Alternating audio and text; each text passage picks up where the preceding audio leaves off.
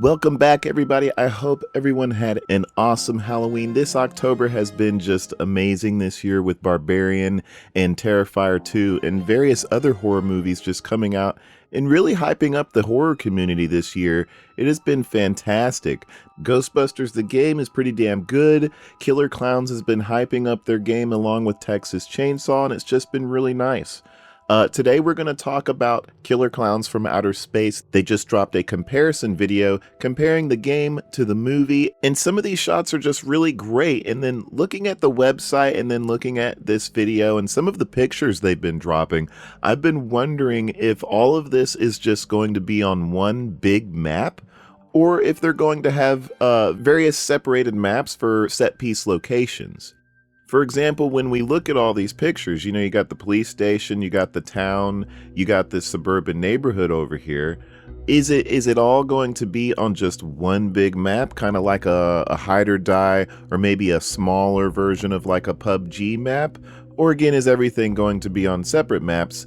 And I just wanted to mention really quick, a lot of you on my last video talking about Killer Klowns, you mentioned about my comment where I said that I really want to see a suburban neighborhood map.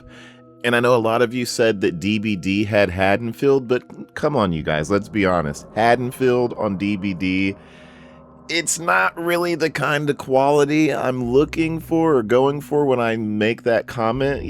Like Haddonfield, when you go around and look at it, it looks, the houses kind of look, empty. They don't look lived in. There's no life to the map, right? They've updated it and made it a little better, but let's be honest, when you think of a suburban neighborhood in these types of video games, what do you want to see, right? I want to see things like, now these things might not be in the game, but I want to see things like, a little cul-de-sac with houses, because obviously they can't make a huge suburban neighborhood. It's just going to have to be like a little cul-de-sac, a few houses or whatnot. But it still would be fun to say, for example, you're in a living, breathing neighborhood. You can run across the street to a house, get in the house. The house inside has different sounds. You can hear the air conditioner, maybe a TV's on, and you can go upstairs and look out the window and see other players running around and maybe see somebody else in another house across the street. I'm thinking of like Nightmare on Elm Street type stuff.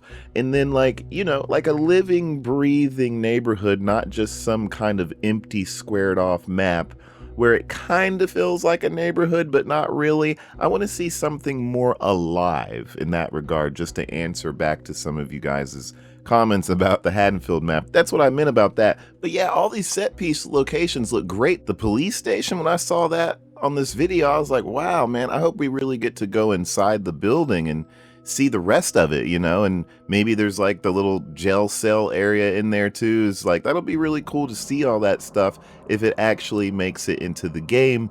All of these things together, these set pieces that they're putting in, if it is on like a big map, but not, not PUBG size big, but something, maybe 1/4 the size of that would be amazing still, because like you get to move from atmosphere to atmosphere. Like one moment you're in the town, and one moment you're in a suburban neighborhood, one moment you're in another moment you might be in the woods, and it all feels like it could come together to create a really nice atmosphere for the players.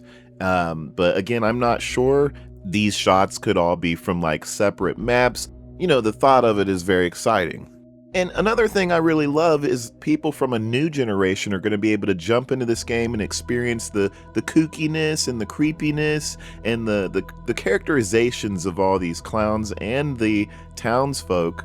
And just to really put ourselves back in the 1980s and be able to live out our own adventures inside of this piece of work that you truly didn't expect to happen today in 2023. It is really mind-blowing. And I really hope when this game comes out that it does well enough to where people notice, and then we can get some more stuff like this from other things. I would really love to see a Gremlins game. Gremlins would be a really cool follow-up, I'd say.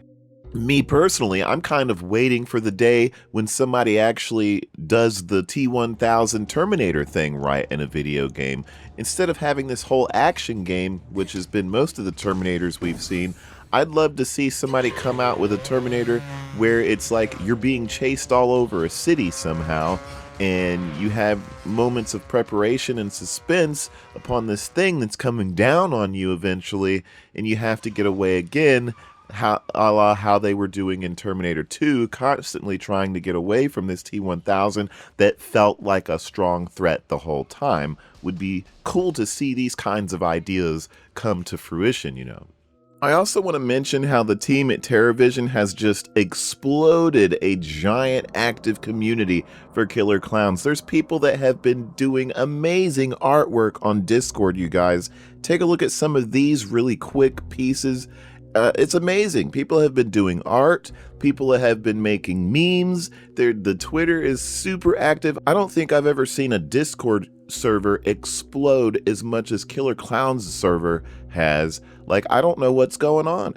Killer Klowns has just exploded almost more than Five Nights at Freddy's. Like, and the thing is I just don't get why. Like, how did this happen? Even my video exploded, and it's like, what happened? Where did all of this fanfare come from for Killer Klowns from Outer Space? I don't know. It was just, there's just magic in the air for this game, I suppose. But and you know what? The fans out there are great for it. I think that the community for this game is going to be really dope. And Texas Chainsaw as well, they're releasing stuff continually now. They're hyping up their marketing train. This week, they're releasing killer family cards for the 5 family members, and then they will release a community hub as well at the end of the week. I'm covering that as well. So yeah, between Texas Chainsaw and Killer Klowns, I think these 2 games will be big powerhouse games when it comes to the asymmetrical genre, for sure, coming up early 2023. I know that Killer Klowns is coming out early, possibly March 2023. I'm not sure when Texas Chainsaw is coming out, but I am equally excited for both games, 100% looking forward to it. I will be dropping another video after the community hub post for Texas Chainsaw Massacre, and after they get those cards out, I'll be doing a killers based video talking about them and whatnot. And that's pretty much all I wanted to cover in this one. Hope everyone had an awesome Halloween. And you guys know us horror fans, even though October is gone, Halloween never ends for us. We're going to be on top of this all the way up until release, and it's just going to be Halloween all over again. So we're going to be possibly at the early 2023, at the beginning of the year, we're just going to be celebrating horror big time. You guys have a good one. I'll see you later. Bye-bye.